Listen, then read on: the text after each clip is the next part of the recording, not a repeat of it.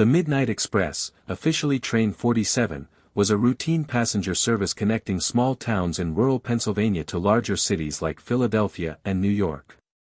It wasn't glamorous, just 4 passenger cars and a single diesel engine, but for many isolated communities, it was a lifeline.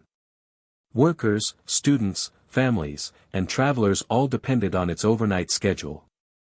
On the evening of October 12, 1994, the train left the sleepy town of Greensfield at exactly 11:45 p.m. The night was unusually cold and thick with fog that seemed to cling to the tracks like ghostly fingers. According to the manifest, there were 63 passengers and 5 crew members aboard, including the conductor, engineer, and 3 attendants. Its route was simple, a 47-minute ride through wooded countryside to the next stop at Mariner's Bluff, then onward to larger cities. At 11:47 p.m., a crossing guard just outside Greensfield saw the train's lights cutting through the mist. He even waved to the conductor, who gave a quick whistle in return. Everything seemed completely normal. The Midnight Express never arrived at Mariner's Bluff. When the station clock struck 12:32 a.m. with no sign of Train 47, staff assumed a minor delay. But when there was still no arrival by 12:45, they tried radioing the crew. There was no response. Another 20 minutes passed. Still nothing. Alarmed, dispatchers sent inspectors to walk the tracks. They found no trace of the train at all. No overturned cars. No disturbed gravel. The rails stretched on, unbroken and silent, disappearing into the dark forest. By sunrise, panic had set in. Families waiting at the station began shouting, demanding answers. Local news stations scrambled reporters to the scene.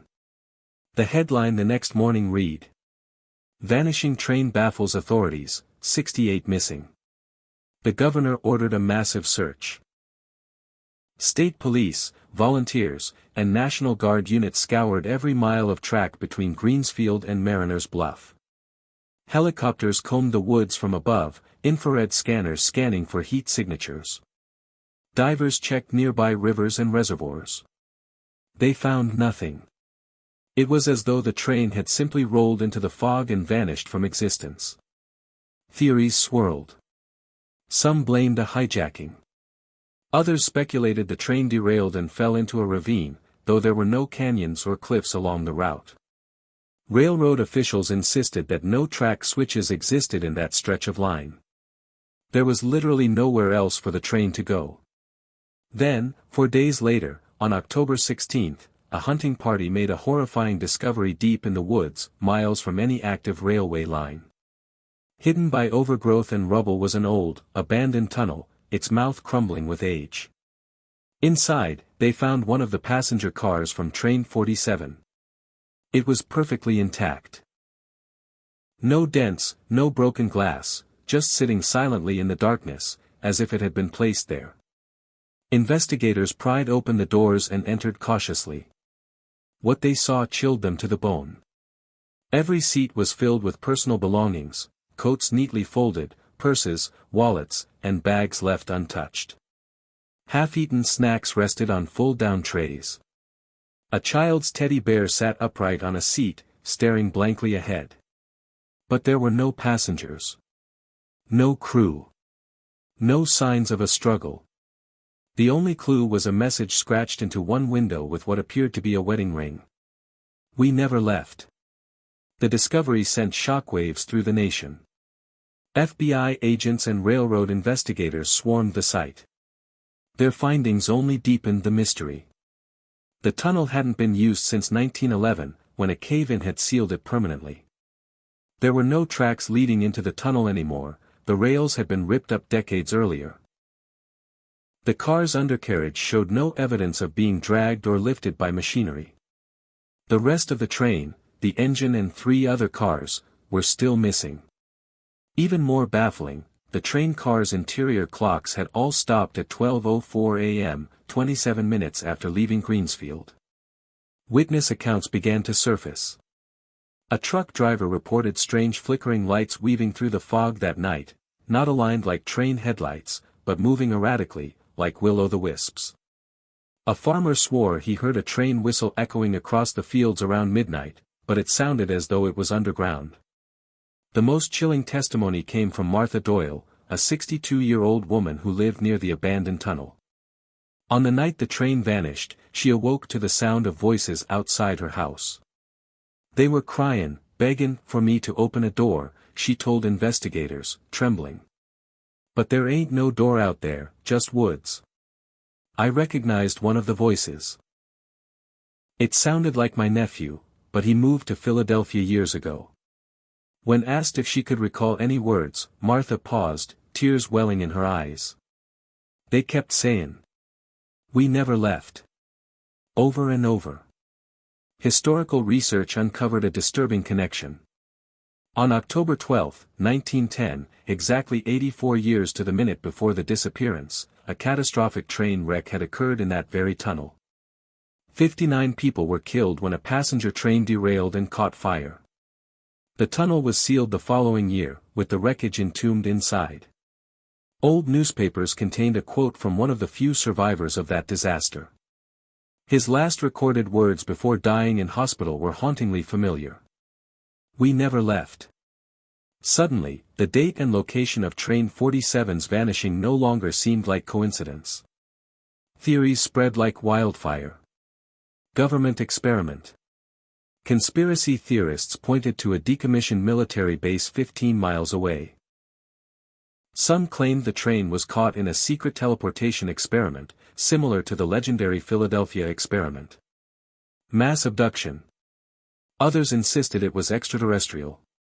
The odd lights, lack of physical evidence, and sudden disappearance matched countless alien abduction cases. Supernatural curse. Locals believed the tunnel itself was cursed, haunted by the spirits of those who died in 1910. Perhaps Train 47 hadn't been destroyed, but claimed, pulled into some spectral realm beneath the earth. Each theory was dismissed officially, but none could explain how a modern train simply ceased to exist. The search dragged on for months.